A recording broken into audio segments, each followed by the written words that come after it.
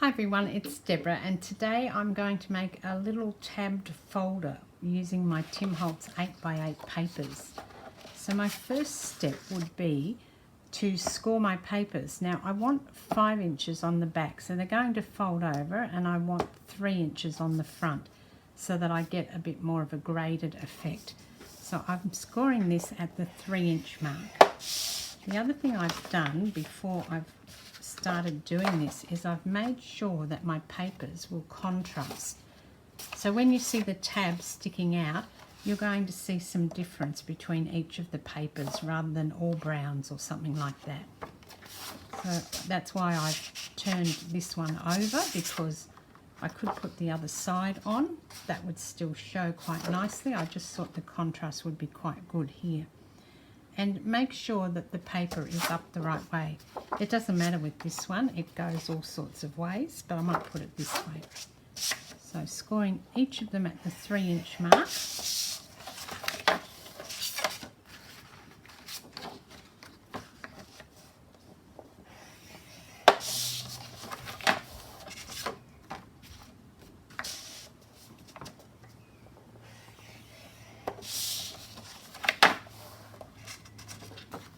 Now we'll just determine the order that we want them to be in as they come across. I might put this dark one in here.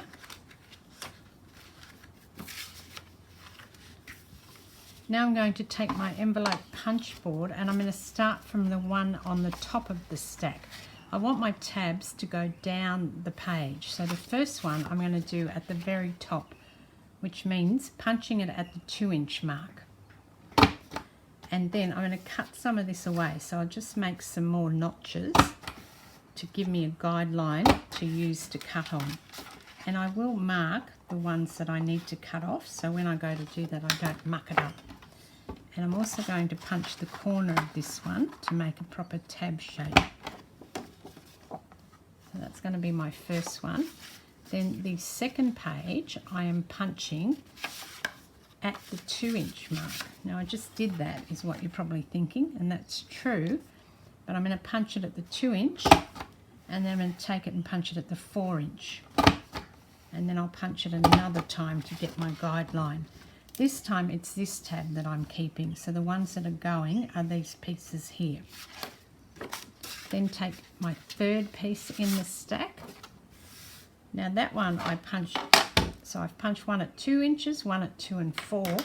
So this next one I need to punch it at the 4-inch mark. This top piece will be the piece that I'm cutting off. And I also need to punch it at the 6-inch mark, but there is no 6-inch mark on my punch board. So I achieve that. I know it's 8 inches, and I flip it over and I punch it again at the 2-inch mark. And I'm going to make another notch so I know where it goes. And then take it back to the side that you want, and that will become this tab here. So this one, and this one will be cut away. And then finally I've got my last piece, and this one I need to cut it at the 2-inch, which is the same that I did for the top tab. Now obviously I have to flip it over first before I cut it, so that the tab will be on the bottom. And make some more notches, and also round that bottom corner.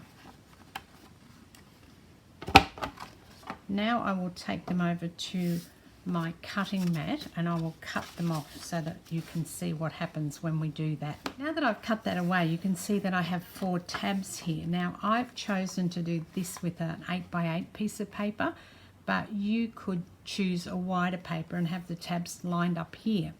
And I just thought now that I'll make the tabs down on this side as well.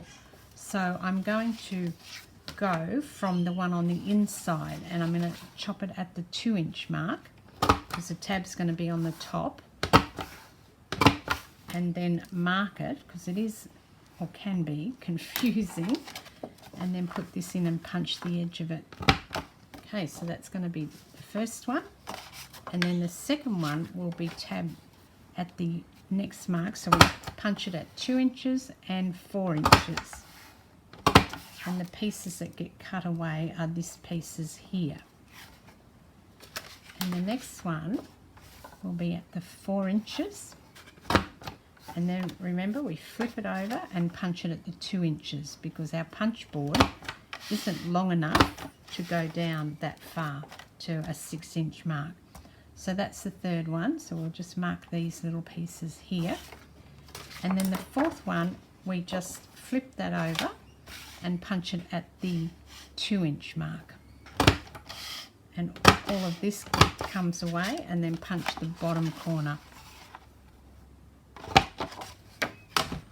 And then this one gets cut. So that's our tab. So we'll mark this so we know which ones to cut, and I'll go away and do that. And that's what we end up with. So we've got tabs on this side, tabs on this side, so we can easily flick through it. And you can either sew down this edge, the crease here, or you could bind it with some waxed thread, and it would go into a journal and become a nice little journaling spot. Or you could add some more pages in and continue the same thing with putting tabs on and make it into a journal by itself. So that's the little project for today. I hope you enjoyed that. This is Deborah. Thanks for watching. Cheers.